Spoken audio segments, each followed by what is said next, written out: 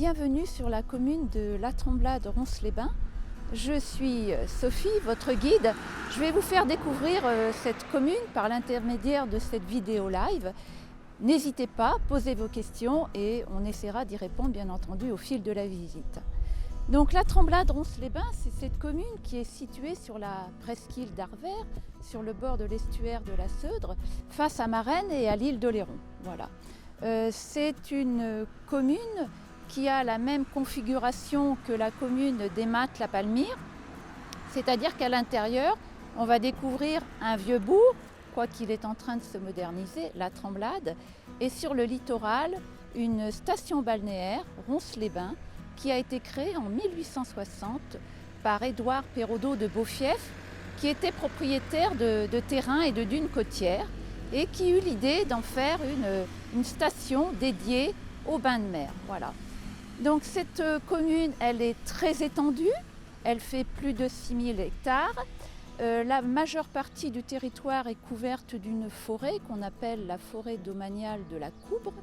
Et cette forêt a été plantée artificiellement au XIXe siècle pour contenir l'avancée des dunes, car il faut savoir que les Trembladais ont toujours dû mener un combat acharné ici contre la nature et notamment l'envahissement des sables. Voilà.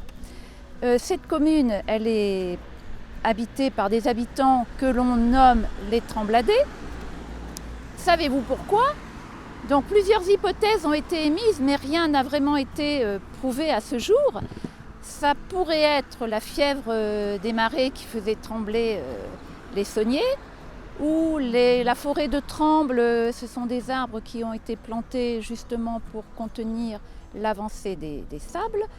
Peut-être aussi les poissons que ramènent les pêcheurs qu'on appelle les trembles.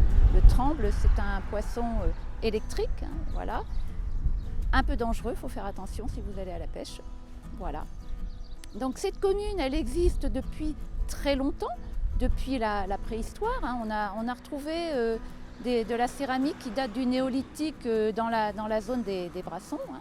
Voilà. Donc au 7e siècle déjà, il existait un petit village primitif et à proximité un hameau de sauniers qui exploitait déjà en bord de Seudre des marais salants. Voilà. Donc la cité a prospéré à partir du XIIe siècle au moment de la construction de 2 abbayes, Notre-Dame de la Garde et Notre-Dame de la Petite Couronne, qui ont très vite fait évoluer la commune. Et il y a les marais salants bien entendu qui se sont développés, mais aussi il y avait une tuilerie.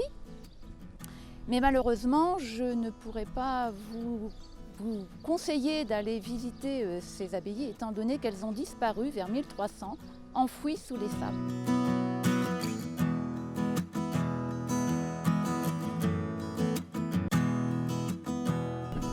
Savez-vous que la Tremblade n'a pas été telle que vous la voyez aujourd'hui, avec son magnifique port ostréicole et la station balnéaire que vous connaissez? Elle fut pendant longtemps l'un des plus gros centres d'exploitation et d'exportation de sel en France. Et oui, tout a commencé ici par les marais salants.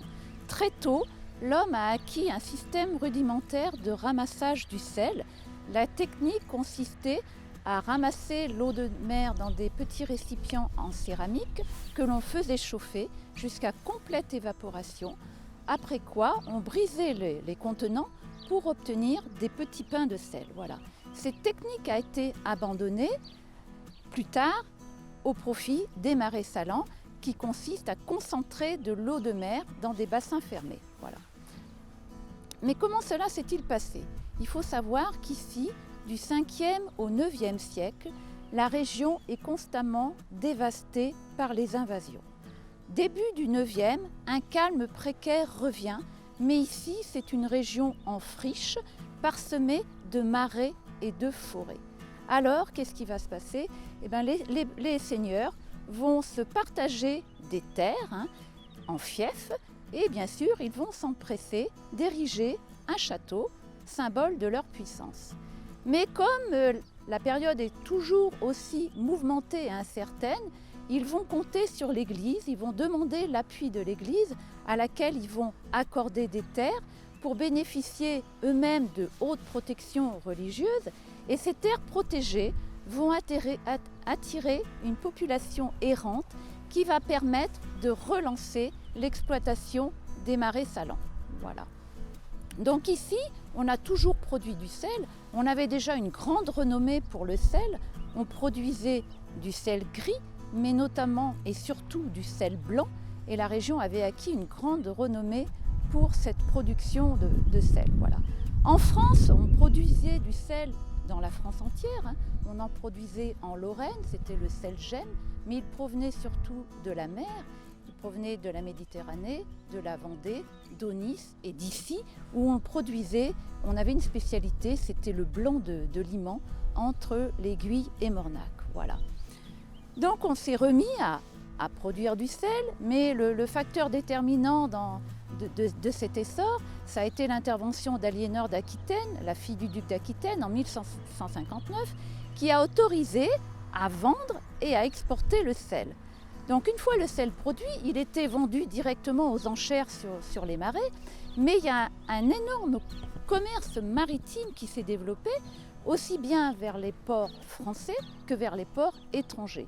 Nos clients étrangers, c'était les Anglais, les pays du Nord, les navires de la Ligue hanséatique qui regroupaient tous les grands ports de la Baltique, qui venaient se ravitailler ici en sel. Voilà.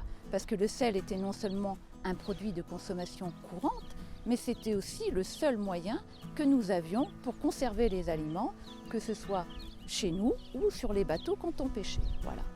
Donc, tout s'est très bien déroulé jusqu'en 1650 où la profession a commencé à connaître un déclin de son activité, pas seulement sur la Tremblade, mais sur tout le littoral.